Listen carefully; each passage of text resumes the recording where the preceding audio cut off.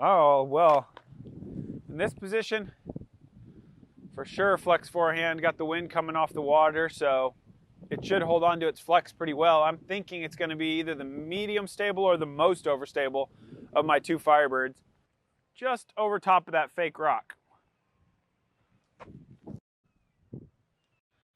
Like so. Ka-chow!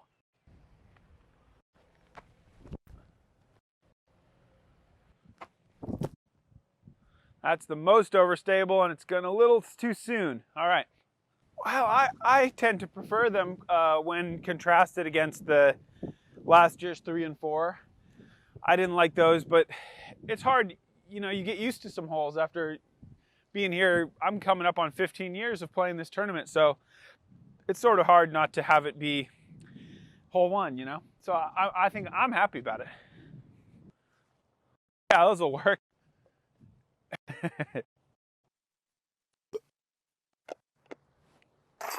3 birdies. Well, round 1, there's no sense at all of position among your competitors, so you're just playing your best.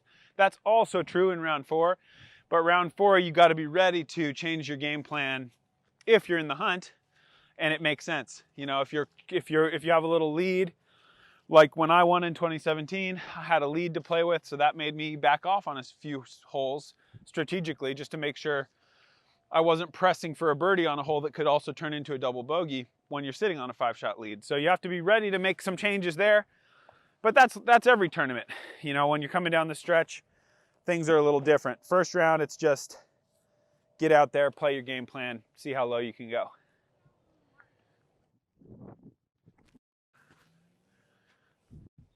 Oh, hit a rock.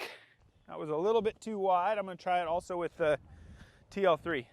This wind off the lake, again, is hard for the roller because wind under the disc really pushes it up to the right. Got to account for that.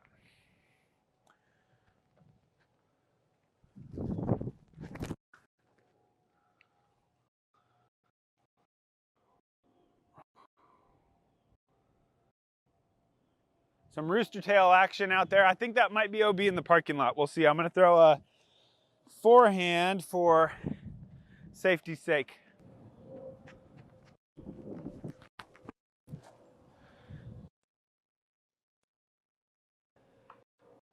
That'll be okay.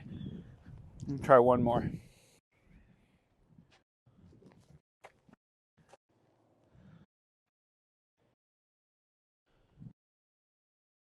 I think that has potential as a safe play.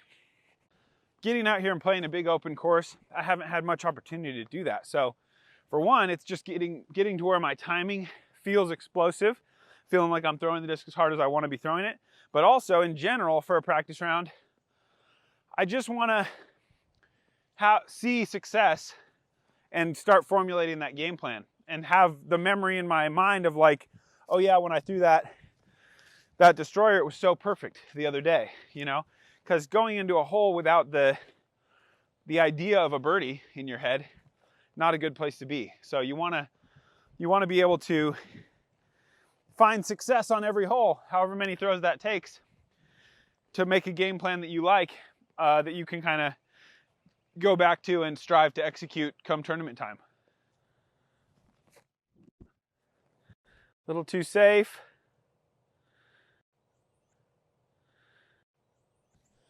I'm going to try to put a little bit more flex on it.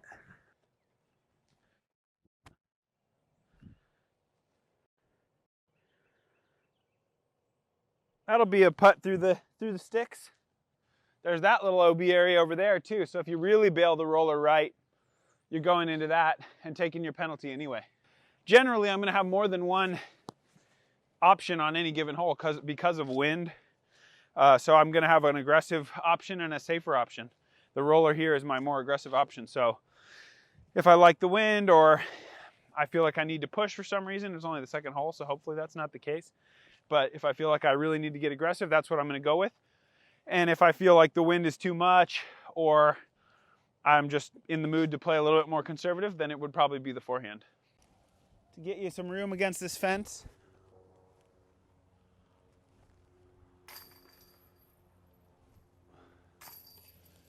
That result makes me more comfortable with the forehand, because if the safe play can get me that birdie putt, that's all I want anyway. So if there's any kind of wind, I expect I'll probably throw a forehand now.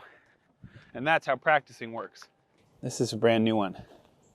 Still maybe not quite as sought after as the black stamp with the team logo on there. That one's, Thomas Gilbert's always taking pictures of this and posting it like he owns it, and people are trying to buy it from him for ridiculous amounts of money. But I have to use it to make ridiculous amounts of money on the course, hopefully. That's what it's best for.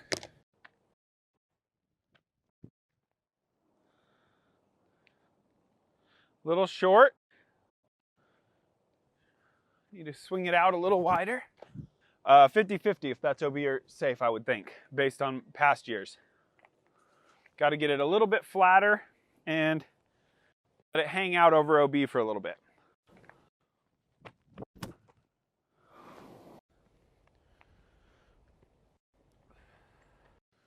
Definitely inbounds.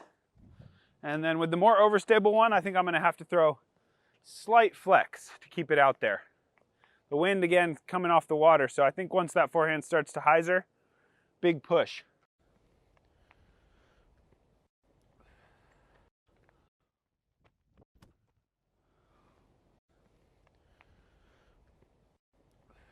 Dig, dig, good. So that roll could have gotten close to the out of bounds. I guess I'd take friends, especially in COVID times. I haven't seen much of them. So I would like to get out here with some friends, obviously socially distant. Also, I don't know how much science there is to it, but the wind makes me feel more secure about viral transmission. I don't know, it feels like that can't hurt, at least, if we got a little bit of air movement and everything staying fresh. So I would prefer to play with some friends, but not too many. When I'm practicing seriously, I think 3 would be ideal. 2 or 3, and I'll tolerate 4. 5, I'm probably going to go play by myself before I play with 5 people, just because it's just too slow. And as you can tell, especially early in the week, as I'm getting to somewhere, I'm going to throw 4 shots on every hole. As we get the game plan more settled in, I'll be more worried about fatigue. So in the days before the tournament, probably going to dial that down to like 1 or 2 or even 0 shots on given holes. If I feel super secure in my game plan and there's really no choice to be made, then I might not even bother putting a rep in just to save my arm, because it's a grueling test out here, especially with a lot of power forehands. Pretty generous this year. All of them are inbounds, and I feel like this has been thinned a little bit, if anything. So that's nice, because there's been times where you don't have a whole lot of opportunity from in here because all these branches. This is really not that bad. If the feeling were lower or the putt was longer, I would look to go to that dart for more glide and use more of a spin approach. But when I'm still in range to use that normal, comfortable push type swing, generally going to be a FIREFLY. The apparatus of OB, the less it can impact the game, the better. So not having a high rope is just one less thing to hit, get unlucky. Obviously you still have the posts, but that low rope won't influence play at all, most likely, so that's good. 1 mid-range, that's it. And I might not even throw it, because there's just a lot of open space here, room to play a skip, and the predictability of the driver is really important. I also have a star rat, but I think that might technically be a putter. But I have 1 glow rock. That's it. Look out, Oscar! Still shanking them right now.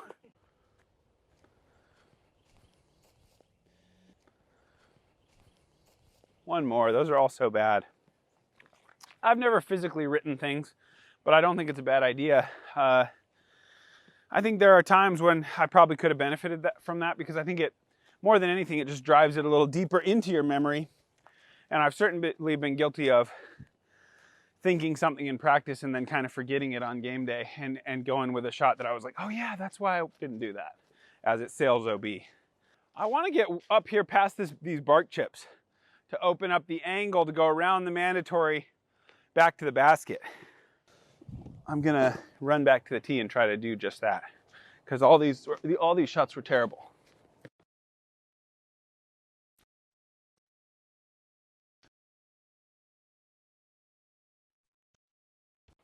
If you're not far enough on this hole, to play for birdie is really, really risky, because you'd almost need to go with like a cut roller that could easily go out of bounds. So from here, I've got two schools of thought. And the first that I'd like to try is a FIREBIRD up high. And if that doesn't work, I might try to go with a faster speed and see how much skip I can get.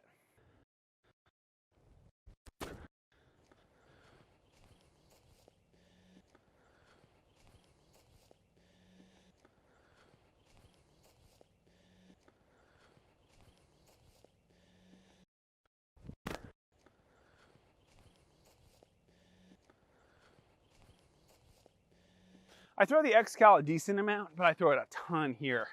And part of that's just because comfort. It's perfect for these type of fairways, and I've been using it for a long time, but obviously the XCAL much faster, so that's a distance driver for me. FIREBIRD more control. So if I want a lot of distance or a big skip, definitely gonna be an XCAL. And if I'm inside 325, 350, I'm probably gonna start thinking FIREBIRD. This actually turned out pretty bad. No real putt in there, would just be a layup. And this one was all right with a little bit of a roll down the hill.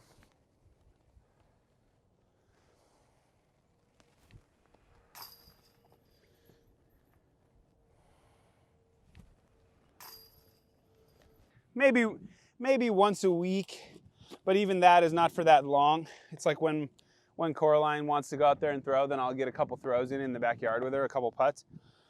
But no, I do have a basket in my backyard, but lately I haven't been out there grinding a whole lot of practice time. But then again, it's been a lot of years since I was ever really like practicing all the time. I don't know. I still try to stay sharp, and I play quite a bit of rounds of golf, and I'll putt a little to warm up, and that's kind of where I get more of my practice than in the backyard, just drilling. I guess I would say it's like that idea of 10,000 hours is hopefully at play there. It's like there was a time in my life where I practiced putting in the backyard a lot more than I do now, and where I did field work and thought about distance a lot more than I do now. And now I'm just more, I don't know. I'm more, oh well, we go this way. I'm older for sure, and field work can make me sore sometimes. So like right before a big tournament like this, I'm not just gonna go crushing shots in a field. I gotta save it for the big show, I guess.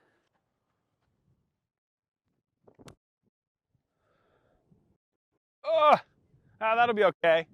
Too low, obviously, but the skip was nice. There it is. That's gonna be in a great spot, I think. This is one of those holes where I don't need many reps, because it's super obvious. There's no chance that I'm gonna go backhand here. For sure, overstable forehand. If it's really calm, maybe I'll be risky enough to throw a destroyer for a little more distance. But really high likelihood it's just gonna be an XCAL, and same with the second shot, and maybe same with the third shot on this hole. So not a time where those are my first two warm-up shots of 2020 on this hole. And I expect I won't do many more than that, because I just don't really need to practice it. Just want to throw it out in space, make some progress on a 1,000-foot hole, and then figure it out from there. Oh, well, I mean, you got to like one better than the other. And for me, I trust my forehand more. I like to think of myself as like, you know, maybe 60-40 on most courses, but I think out here at Winthrop, I'm probably more 80-20. I throw quite a lot of forehands out here. That wasn't the first shot that I learned to throw. So for me, it's always been my more comfortable play. But out here, it's just about staying in bounds. And you want to lean on your most accurate and your most repeatable and your most confident shot to do that. For me, that's the forehand. So that it's an obvious choice for me when I can get comfortably, 375 or so, maybe a little more if I need it. And that's usually enough to get in position for birdies, especially, this is a 1,000-foot hole. So if I can be over 700 in two shots, that leaves me a very manageable third over the water. So I don't know, this wasn't a huge drive right here, but it's not bad. I like that it's kind of high up the hill. It opens up my angle a little bit more as opposed to that one that I threw a little bit longer. It'll be a little bit harder to get down close to the water because you kind of want to be close to the water here, at least a little, to set up that crossing shot. So I'm going to go with the same disc and try to kind of get it down there towards the edge of the water and then use that XCAL fade to get back in bounds. Probably it'll stay in bounds the whole time, but I want it to be heading down there towards that orange flag.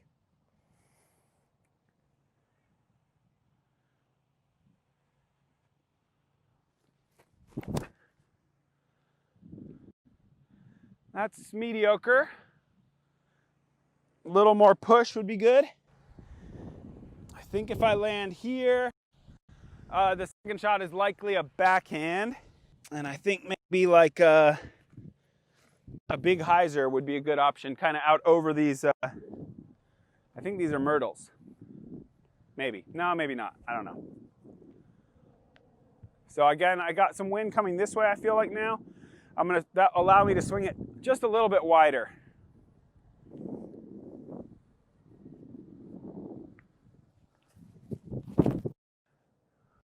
But that's maybe in the water. Sit. No, it's in the water. Dang it. All right, see, that's why backhands are hard. I threw that pretty wide, I felt like. Not enough. The wind got under it and just lifted it out there and might never see it again. It was a Star Destroyer. Pretty replaceable, but it's a nice disc. I'm not too worried about it. That's part of the reason I chose to throw that one. The only good thing there is that you're out of bounds way up there. You know, so at least you get to take your meter right by the water, hopefully get up and down and save your par. Finished about the same spot. This is a doable clearance with the forehand, kind of a similar shot to the rest. I'm not gonna try to park this. I'm gonna try to go almost at it and swing to the right and leave myself at 35, 40 feet for a birdie chance, but not to hopefully not bring the water into play. That's the goal.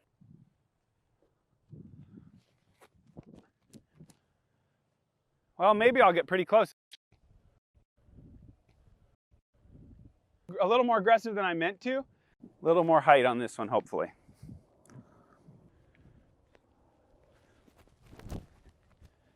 Safer.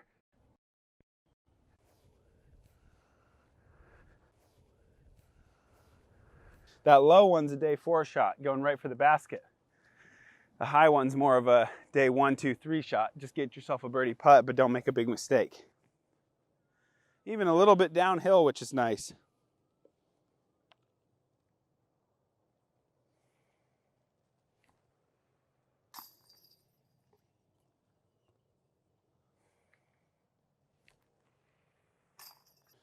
Bag's a little lighter now. They rattle around now that I lost one.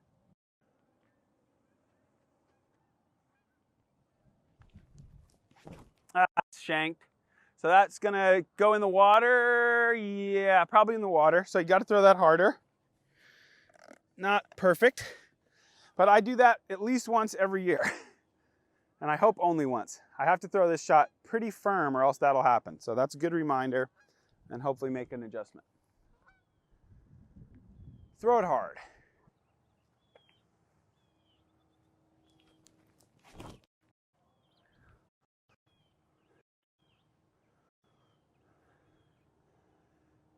And that looks pretty good. Okay.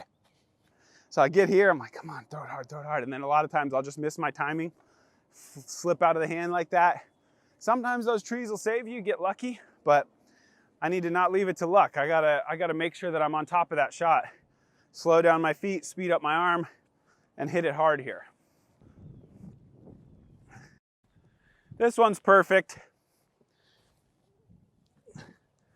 Take that all day. Just got to swing it a little wider and throw it hard.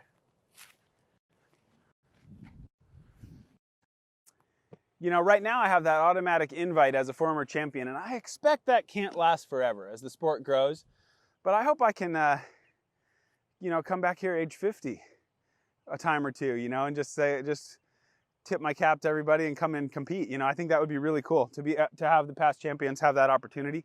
But I also understand eventually this event is going to have 50 champions, and it'll be pretty hard to fill the field with a bunch of old has-beens. But it's great. You know, I this year there's no players meeting, so I didn't bring my my ring on the plane, but it's the one chance you get to wear your big old fat ring every year is at that players dinner. It's the only time I don't feel like I don't know, like a mob boss or something with that thing on. But so that's kind of fun. So I'm missing that this year, but it's all understandable. We don't want to get everyone together indoors.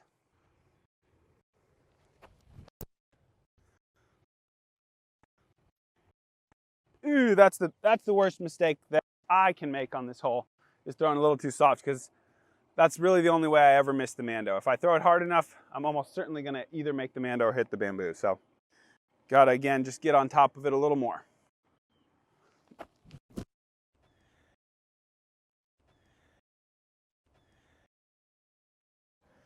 And this one's going to be perfect.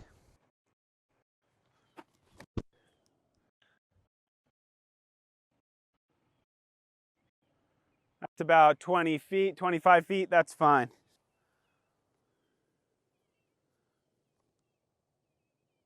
Oh, can that happen twice? No, of course it couldn't. Smart play would be to practice these drop zones, because missing the Mando certainly could happen.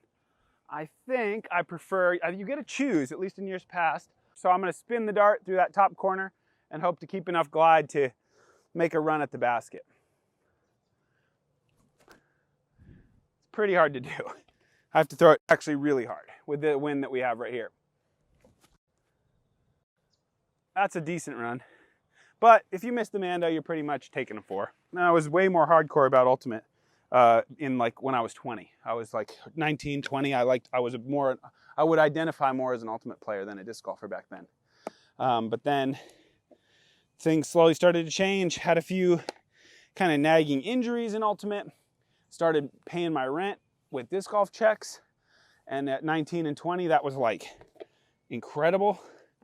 Just as a college kid with like only a part-time job and everything. So that kind of pushed me towards it. And then, you know, success is just fun. So I was better at disc golf than our Ultimate team was at Ultimate. So I was winning, not that we were terrible, but I was winning more in disc golf, and that is a really strong attractant. When when you're successful in something and you enjoy it, you really can't beat that combo. So the rest is history. Disc golf became a career. We got room for the rat to go downstairs, that's for sure. Room to spare. It's really nice. I keep drinking water. I'm getting stronger as the round goes on. And I think, I don't know, this, at least I find this to be true.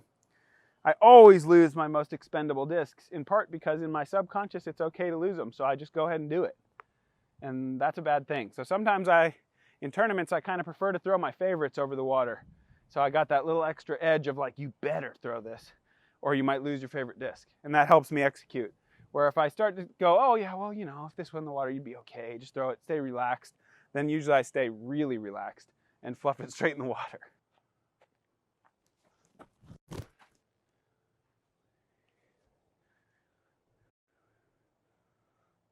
That's a little too far to the right. Try to throw this one a bit flatter.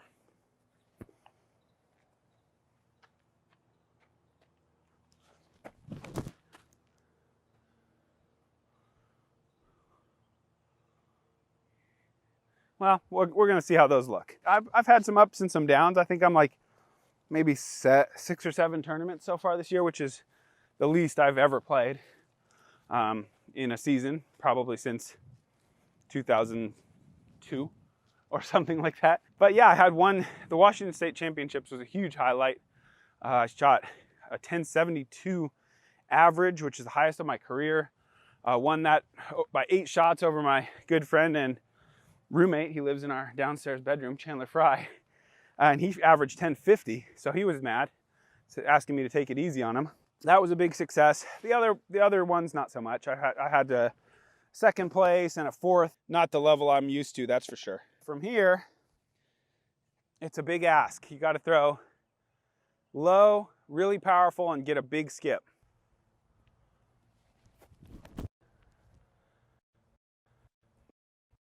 that's about as much as I can ask for there. I don't know that that's really close, but it's good enough that I don't want to throw another one. This is one of the more demanding second shots. So I'm curious. If this is in the circle, that's encouraging, because that was a pretty poor drive, I felt like. Whew, I still got it. I still got it. Just barely. But this is fantastic. I mean, you're going to see a lot of 65 footers for birdies here, especially because it's like a top level forehand to get up here. So backhand throwers are going to be thinking about going to rollers, or they're going to kind of concede a 45 footer and just play up this way, but not really have an opportunity to push up the hill. Oh yeah, a little low, but it's in. This is a brand new design. This is a familiar feeling, same tee, a lot of out of bounds here, but then an island green where before it was kind of connected by a little ribbon of inbounds. The OB has moved left, or the inbounds territory has moved left. So before I would be taking a forehand up the middle here and swinging right. Now that would be OB. So this is going to be like a straight backhand down the middle, or kind of a big forehand out over the OB, swinging back late. And that's what I think I'm going to try, pushing it out towards those trees in the out of bounds area and swinging in beyond the second of these two trees that are inbounds. If you can get past that second one, really it's an unobstructed approach, and you just got to make that island before you can advance up there. So some potential to take a big number, as any island hole is, because you don't get to move up until you stick the island. But it ought to be doable for most players. I think the island it's small near the basket, it's pretty big on the other side. So if you want to play safe, you have that option.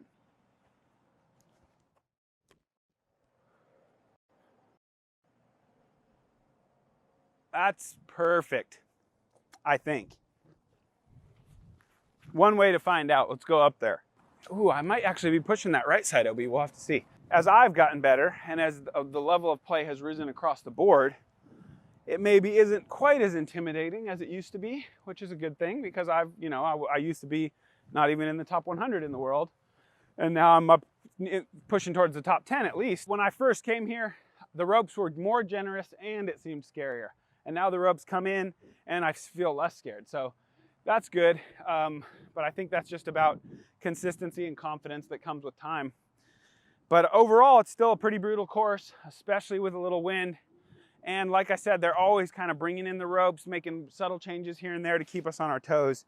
So I still think it's a special venue and one of the most fun places to play, and still a really fitting venue for the US Championship. So this is uncomfortably close to this OB, but that's not such a bad thing. I mean, I would way rather go OB here than there. If I go OB and hang it wide, then I have to take it 200 feet back there where I first crossed. In this case, if I went OB here, this would be my lie, and I would still have a good opportunity to make a par. So overall, this is still a perfect drive, though I'm going to be a little bit careful not to swing it so much to the right. From here, just going to throw a pretty firm Firebird.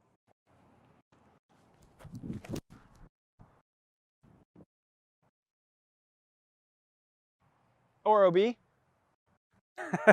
Still new to this hole. I thought that was perfect. Now I think it might be long. So I'm going to try. What would actually happen is I would move up a bit. I think I kind of went straight here, so I wouldn't get to take all the way up to that spot. But I'm going to just throw again from here, since it is a practice round. A little more overstable.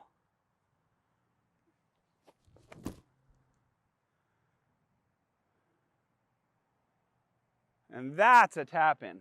It's only about 15 feet of space back behind the basket. So I think we're going to see a good bit of that. Players pushing deep and having to rethrow from the short side. Well, the biggest part of the green, as you can see, is over here on the left. So if it was really windy, or you really just wanted a par, that's absolutely an option to play kind of over there.